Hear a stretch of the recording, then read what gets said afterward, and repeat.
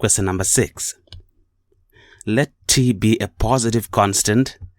The line L1 passes through the point with position vector ti plus j and is parallel to the vector minus 2i minus j. The line L2 passes through the point with position vector j plus tk and is parallel to the vector minus 2j plus k. It is given that the shortest distance between the lines L1 and L2 is root 21. So on A, find the value of t. So right here we've got two lines, and I would want to write the equations of the lines in column vector form. Let's start with the line L1. The line L1 has a position vector ti plus j. In column vector form, that's t10, and that's plus the parameter lambda, and is parallel to the vector, so the direction vector is minus 2i minus j. That's minus 2 minus 1 0. So that's the line L1. And the line L2, for the line L2, they say the position vector of a point on the line is j plus tk, so that's 0 1 t, and I'll use mu here. The direction vector, they say it is parallel to the vector minus 2j plus k, which is 0 minus 2 1. So I now have the two equations in column vector form. Now, in order for us to find the shortest distance between two lines, we can use this formula. So applying this formula, I'll need first to find my A1 minus A2. So in this case, that'll be T10 minus 01T. So this should give us T minus 0, that's T, 1 minus 1, that's 0, and 0 minus T is minus T. So we now have A1 minus A2. And I'll also need to find the cross product B1 by B2. So that's the cross product of the direction vectors. So for the direction vectors, I have minus 2 minus 1 0 multiplying 0 minus 2 1. Alright, so here for the cross product, I'll close out this 2. So I'll have minus 1 minus 2 0 and 1, and that's I. Then I say minus and I close out these two middle ones, so I'm left with minus 2 0 0 1, and that's going to be J. And then I'll close out the last two, so I'll be having plus, and that's going to be minus 2 0 minus 1 minus 2, and that's going to be K. So that's how we do the cross product. Let's simplify this. Here I'll have minus 1 times 1 minus 0 times minus 2. So this is going to give us minus I. And here minus 2 times 1 minus 0 times 0. And with the minus outside, we get plus 2j. And then lastly, we will have minus 2 times minus 2 minus minus 1 times 0. And that's going to give us 4k. So this is now what we have. This can also be written in column vector form as minus 1 2 4. So like this. So from the formula, I will also need the modulus of the cross product B1 cross B2. So that's simply going to be minus 1 squared plus 2 squared plus 4 squared. And this is going to give us 1 plus 4 plus 16, which is 21. So that's root of 21. Now, applying the formula, we are saying, according to the question, they say the shortest distance between the lines L1 and L2 is root 21. So we are saying root 21 is equal to, and we have A1 minus A2, which we got to be T0 minus T dot product with B1 by B2, which is minus 1 to 4. And it's O over modulus of B1 cross B2, which is root 21. So it's O under modulus. So with this here, if we multiply both sides by root 21 will multiply with this root 21, and we are going to get 21. And on the right, if we do the dot product here, we get t times minus t times minus 1, which is minus t, plus 0 times 2, which is 0, plus minus t times 4, which is minus 4t, and minus t minus 4t is minus 5t. And since we are under modulus, we only have 5t here. Then we can divide both sides by 5. So therefore, t will come out as 21 divided by 5, which is 21 over 5, which as a decimal is 4.2. So that's the value of t right here. Let's scroll down to part B.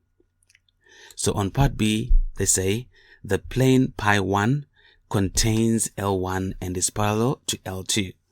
Write down the equation of pi1, giving your answer in the form R is equal to A plus lambda B plus mu C.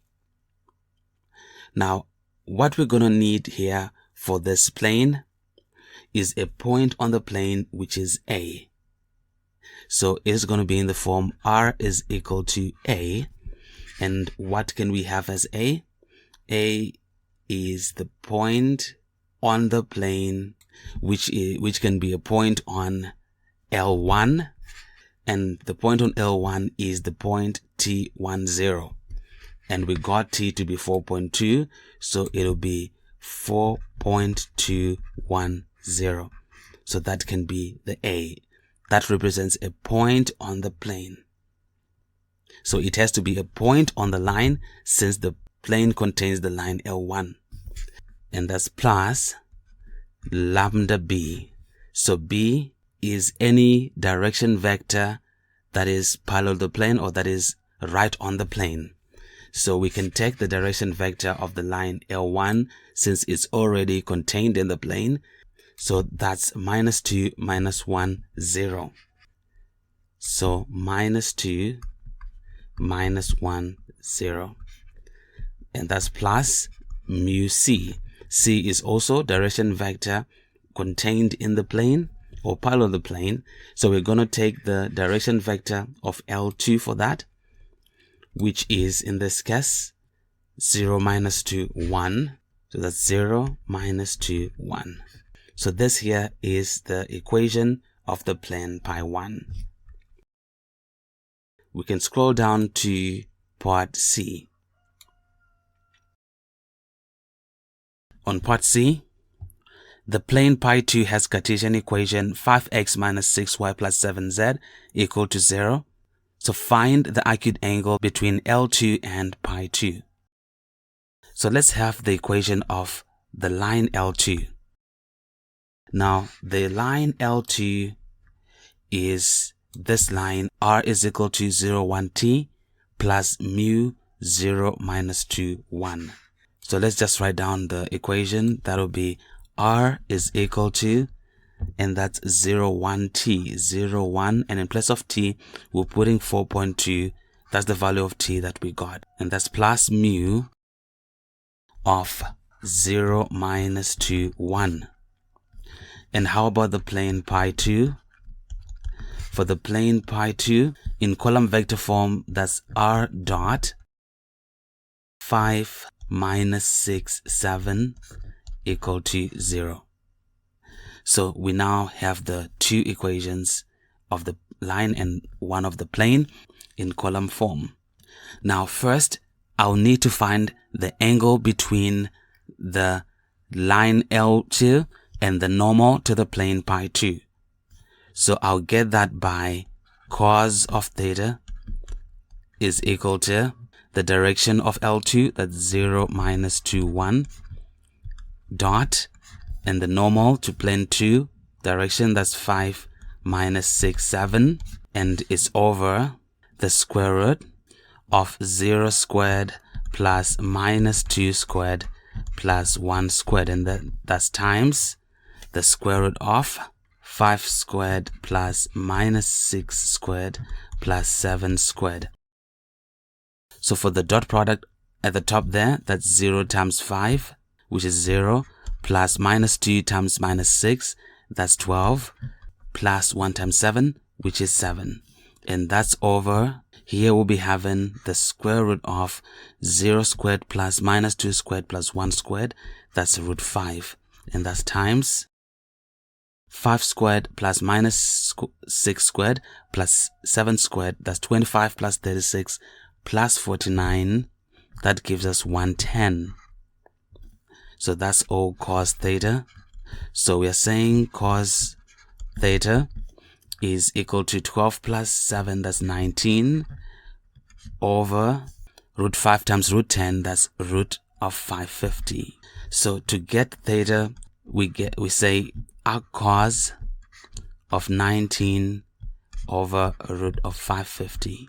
And using the calculator, we're saying shift cos of 19 over root of 550. And that gives us the angle 35.9. So that's 35.9 degrees. Now remember, the angle theta here is the angle between the line L2 and the normal to the plane. Now to get the angle between L2, so now the angle between L2 and pi 2, we will say 90 minus 35.9 degrees, and we will get the answer as 54.1 degrees. So that is the answer right here. Let's go on to part D. Part D goes, find the acute angle between pi 1 and pi 2. Alright, so again, we're going to need the equations to the planes. Let's start with the plane pi 1. Now, the plane pi 1, we got it as this one here. That's the equation of the plane pi 1. So I'll just take this and I'll just paste it here. So this is pi 1. Now I'll need to write this equation of the plane in the form r dot n is equal to d. So what I'll do is I will do cross product.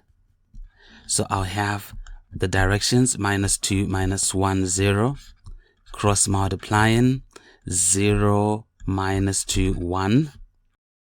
And this is gonna give me, closing out the top numbers, we have minus 1, minus 2, 0, 1, I. And that's minus. Here, closing out the middle ones, we have minus 2, 0, 0, 1, and that's J. And closing out the bottom numbers, that's plus, and that's minus 2, 0, minus 1, minus 2, and that's K. Right?